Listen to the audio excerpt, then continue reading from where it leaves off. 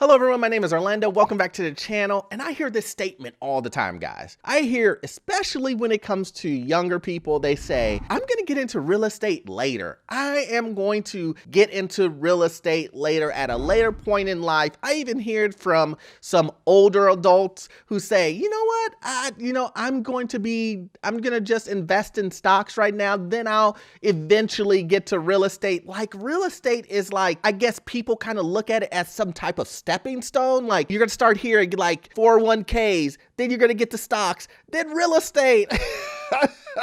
I think that's how people tend to look at it, especially like I said, on the younger side. And I'm here to tell you guys, we don't want to do that. We don't want to do that. And I'm here to tell you some of the reasons why you shouldn't push real estate on into the later parts of your life.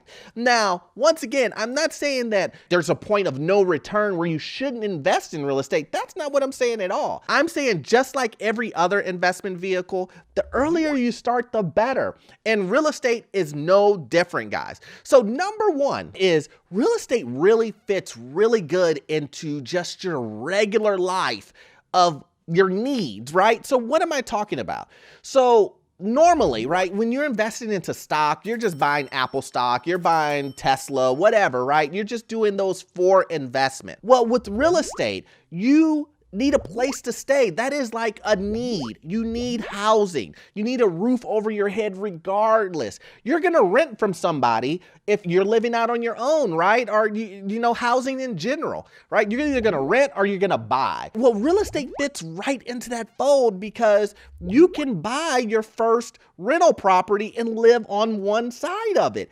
And that's investing. Also, you can also buy a single family home and live in that too. That's getting into real estate too. But I really prefer individuals to buy a duplex, a multifamily to get started so that they can rent out one side and live in the other. You can go all the way up to 4 units and live in one unit and then have the other 3 generate income to pay off your mortgage for you. But the reason why I say this is great is because if you're 23 years old and you're moving out and you're going, I need a place to rent, you can go find you a duplex and have someone pay your mortgage for you. You know what I mean? You can have the tenants doing that for you. So it fits right into your living situation that you were going to do to begin with.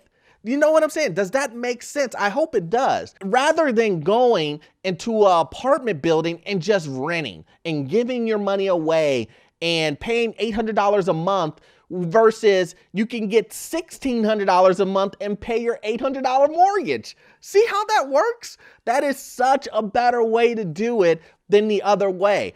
And you can start that early. I think a lot of times individuals make a mistake when they pass that and go, you know what? I won't start investing into real estate until I'm in my 30s because that's when I'll want to buy a house, you know? No. Start early. And even if there's a big gap before you buy your second property, at least you started on the right foot. Number 2, real estate is on your side when it comes to time. Just like if you invest in stock, just like you invest in a 401k, real estate is no different that the longer you are in real estate, the more money you will eventually make. We have appreciation. We have the tax benefits.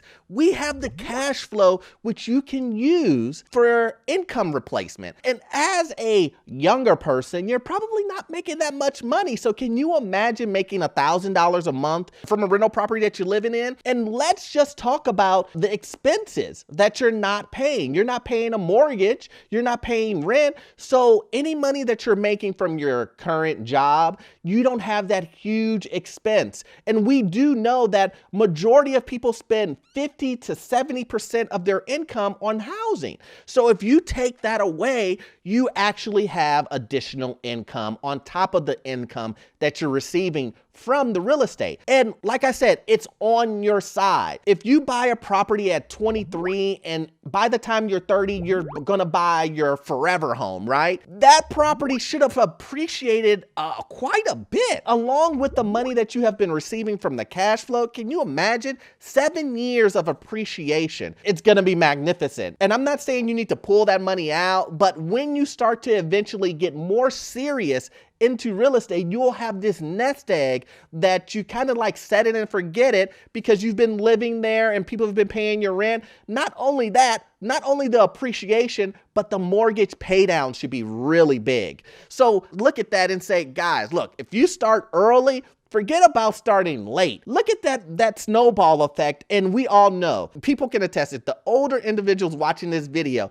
time just goes like that. Like 10 years will go by, you have kids, you have all this other stuff, and if you have this little nest egg that you started early, I promise you, you will get that jump start that you're looking for. And then number 3, the earlier you start, the higher chance you have at being successful at real estate, guys. Once you get your feet wet into real estate, the chances of you understanding exactly what to expect, dealing with tenants, getting that experience in, the chances of you being successful at it go up substantially. And a lot of times individuals don't look at it that way. They look at it as like, well, when I start real estate, that's when I'll start get serious about it. But a lot of times, even if you don't take it seriously, when you're younger, right? Let's just say you're 23 and you go ahead and you do this and you don't really take it that serious, you're gonna run into some issues regardless of what you do. You're going to run into issues with tenants. You're gonna run into issues with, if you hire a property manager, you're going to run into issues no matter what. And kind of by osmosis, right? Like just kind of like just doing it and being there, even if you're not putting a lot of your energy into it, you're gonna learn some things, guys. And you're gonna be ahead of someone who just started at 30 or 35 or 40. Because they're just starting, and even though you didn't really take it serious when you were younger, you still have the experience. You kind of know, okay, I put this tenant in here and I made a mistake. Oh, I hired a property management and I didn't ask these questions. This is exactly what happened. So what I'm saying is the experience matters, guys. Experience. Once you experience getting into real estate and knowing exactly what to do, even if you don't put all of your effort towards it, which I don't suggest, you should always put your effort towards it. But if you're not, you will still have experience. That's experience no matter what, versus if you start it later. So just remember these 3 things, guys. It really will help you. So I want you to sit here and think about that statement. Oh, I'm gonna start real estate later. And think, why is the reason why I'm starting real estate later? Is it because I don't think that I can get into my first property?